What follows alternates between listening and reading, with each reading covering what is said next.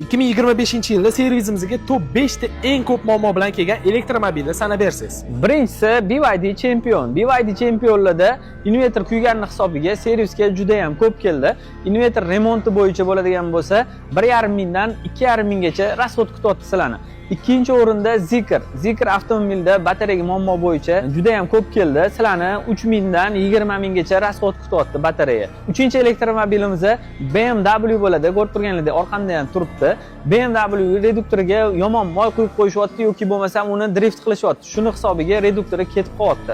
To'rtinchisi Lisian bo'ladi, gibrid avtomobili. Lisianda benzin yomonligini hisobiga portion va klapanlari ketib qolyapti. O'rta hisobda 1,5 mingdan 3 minggacha rasxod kutyapti.